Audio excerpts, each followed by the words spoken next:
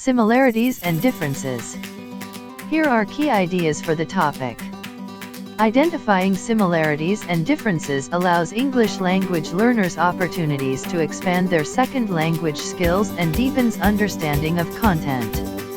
Also, students can experience more opportunities to perform independently and demonstrate their verbal abilities as they learn to compare, classify, and create metaphors and analogies using familiar contexts. Lastly, students' understanding and use of knowledge improves through explicit guidance and the use of structure as they learn the process of identifying similarities and differences. The purpose of identifying similarities and differences is to enhance students' understanding of and ability to use knowledge by engaging them in mental processes that involve identifying ways in which items are alike and different. Here are some generalizations from research. Generalization 1. Presenting students with explicit guidance in identifying similarities and differences enhances their understanding of and ability to use knowledge. Directly present the students with the explicit steps and provide the information to compare, or in simple terms, a teacher-directed approach. Here are some tips to consider when teaching English language learners how to identify similarities and differences. Represent what you say with visuals. Use short, simple sentences with clear articulation. Include gestures and facial expressions. Use high-frequency vocabulary. Remember that nouns are better than pronouns. Lastly, reduce using idiomatic expressions. Generalization 2. Asking students to independently identify similarities and differences enhances their understanding of and ability to use knowledge. This helps in stimulating divergence in students' thinking. However, this is more of a student-directed approach, as opposed with the previous one. It begins with a familiar topic, leading into a more content-related comparisons, bridging the gap between teacher-directed and student-directed activities. Generalization 3. Representing similarities and differences in graphic or symbolic form enhances students' understanding of and ability to use knowledge. For this to be effective though, students must process the information in a deep way. It helps them in making distinctions that otherwise might not have been evident to them. Using graphic and symbolic representations of knowledge greatly enhances students' ability to understand and generate similarities and differences. Generalization 4. Identifying similarities and differences can be accomplished in a variety of ways and is a highly robust activity.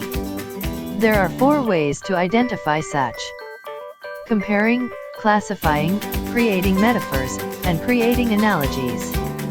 We'll tackle more of this later on. Here are some recommendations for classroom practices. Recommendation 1. Have students use comparing, classifying, metaphors and analogies when identifying and articulating similarities and differences. Comparing. It is the process of identifying and articulating similarities and differences among items. Classifying. It is the process of grouping things and articulating the definable categories on the basis of their attributes. Creating metaphors. The process of identifying and articulating the underlying theme or general pattern in information.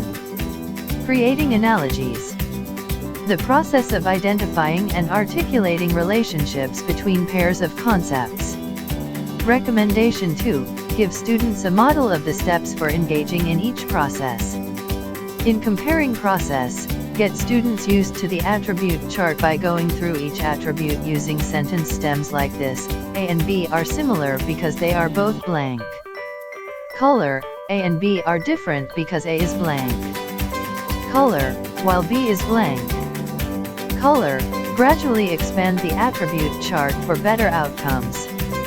Because attributes help students make new connections or discoveries about content. In classifying process, there is no better way to explain the steps but to showcase a table, where it is used to classify materials from a handbag. In creating analogies, the students will talking through the analogies and using sentence stems, of which helps English language learners practice oral language. Here are 4 common types of analogies. Function or purpose. Part or whole. Location. Characteristic. In creating metaphors, it compares 2 things based on resemblance. Note: several aspects of identifying metaphors are challenging for students. You will need to provide students with many opportunities to practice and get feedback on this step. Reduce linguistic complexity on the process so that students will be able to understand it easily. Recommendation 3. Use familiar contexts when teaching students the steps of each process. Students need to use information that is familiar to them as they learn and practice the steps for each of the strategies. Recommendation 4. Have students use graphic organizers to visually represent similarities and differences. Recommendation 5. Guide students as they engage in each process but gradually release support. When students are first learning the processes, you should structure tasks for them.